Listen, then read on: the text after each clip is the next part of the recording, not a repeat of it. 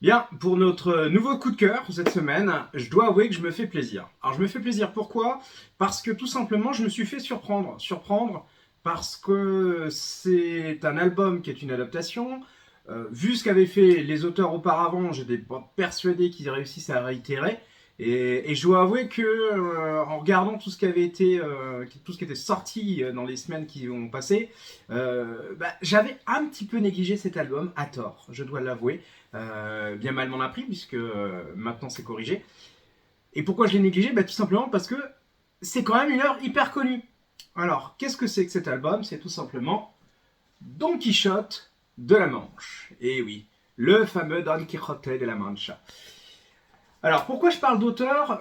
Tout simplement parce que on a derrière cet album les frères Brizzy. Alors, je ne sais pas si vous vous souvenez, c'est ceux qui avaient eu le culot de s'attaquer au fameux Enfer de Dante Alighieri et qui avaient réussi à faire avec brio en fait une adaptation auquel je ne m'attendais pas.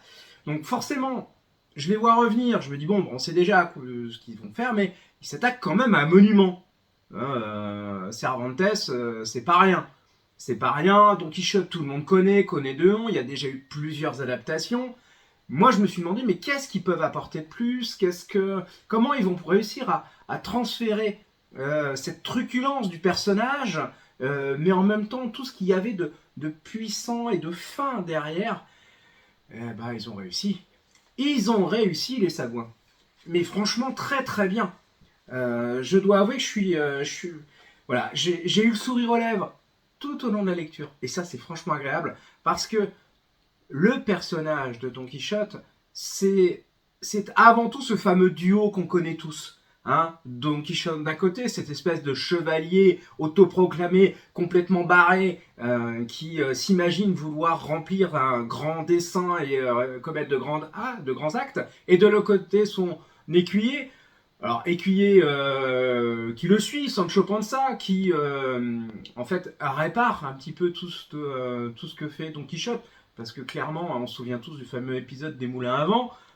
Lui, il voit les choses telles qu'elles sont, sauf que son entre guillemets seigneur et maître, il fait tout pour l'épargner. Hein. Donc Sancho est foncièrement bon. Sancho est un personnage sous un masque de bêtise et d'innocence, est en fait quelqu'un qui a un vrai bon sens de la situation et qui une intelligence rare, parce que sans lui, très clairement, notre cher Don Quichotte ne pourrait pas s'en départir et s'en sortir tout simplement. Donc on va réadapter ces personnages-là, les rendre tels qu'ils sont, tels que et Cervantes les a écrits. C'était pas facile, surtout dans une adaptation. Et là, franchement, banco, quoi. Ils ont réussi, c'est magnifique, c'est un one-shot, toujours avec ce noir et blanc qui est magnifique, précis, crayonné. Des tableaux pour certains, vous verrez, enfin, les passages de nature sont magnifiques. Bien sûr, je vous passe l'histoire. Par contre, petit détail, ce que j'aime bien quand même, c'est la relocalisation et surtout d'avoir réussi à rendre ce récit propre, dans le sens où on va vraiment les suivre et à travers les protagonistes qui vont... Alors les protagonistes, non, pardon, des narrateurs qui vont nous raconter tout ce qui s'est passé. Parce que tout commence pas par Don Quichotte, tout commence par un aubergiste et sa femme en chemin, une soif, on s'arrête, il fait ultra chaud, on s'arrête au cimetière et hop, tombe de Don Quichotte. Donc forcément, eux sont bien contents parce que, a priori, Don Quichotte leur a fait moult problèmes. Sauf que le curé qui tient l'église attenante vient vite les réprimander de se moquer sur la tombe d'un défunt. Et en fait, l'histoire va commencer de là, de ce curé qui va raconter pourquoi, au lieu de rire du funeste destin de Don Quichotte, il devrait plutôt s'apesantir de pitié sur ce qu'il a fait et sur ce qu'il a vécu. Et c'est ce discours qu'on va suivre, cette narration qu'on va suivre à travers eux, avec ce qu'on connaît déjà, mais qui va nous faire rentrer plus en finesse. Alors, il est vrai que si vous connaissez énormément l'œuvre de Cervantes et le texte de Cervantes, peut-être que vous n'y trouverez pas une originalité extrême. Moi, je mettrais quand même un bémol sur cette remarque, c'est qu'il y a une force dans ce dessin, dans cette narration, qui fait que vous vous replongez dans cette histoire. Et surtout, une des grandes forces, n'oublions pas que la folie de Don Quichotte tient à ses visions.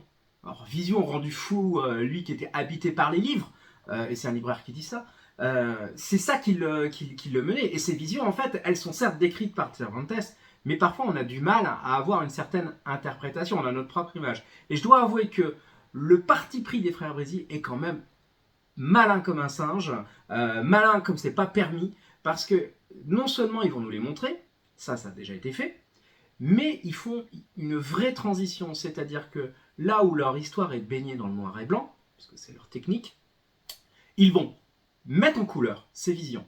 Donc pas de moyen de se tromper. On voit vraiment à travers les yeux de Don Quichotte. Et ça c'est vraiment malin.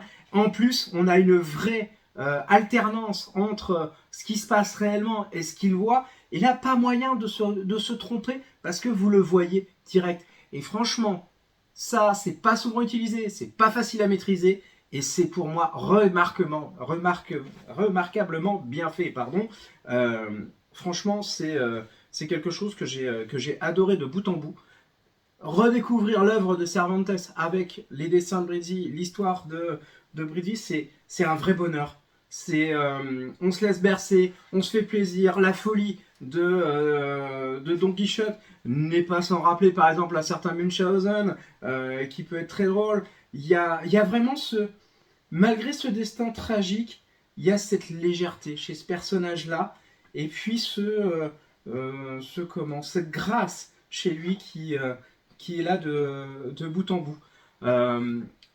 Alors bien sûr, histoire drôle, histoire un peu triste, mais en même temps d'une qualité sans borne, notamment sublimée par les frères Brizzi. Donc voilà, vous voyez que je suis dithyrambique dessus, je me suis vraiment fait plaisir. Moi je vous conseille de le lire, que vous connaissiez l'œuvre ou que vous ne la connaissiez pas, ou que vous ne la connaissiez que partiellement, parce que clairement, ça va vous permettre de rentrer totalement, intégralement dans l'œuvre.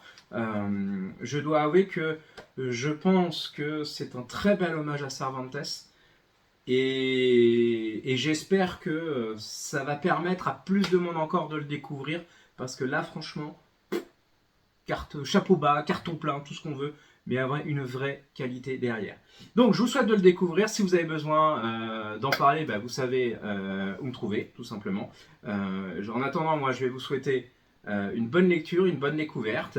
Et puis attention, c'est bientôt Noël, donc pensez-y, parce qu'avec tout ce qu'il y a, tout ne sera pas, s'il y a des ruptures, tout ne sera pas réédité, à mon avis, pour Noël. Donc voilà, donc je vous souhaite à très vite, à très bientôt et bonne lecture. Allez, au revoir.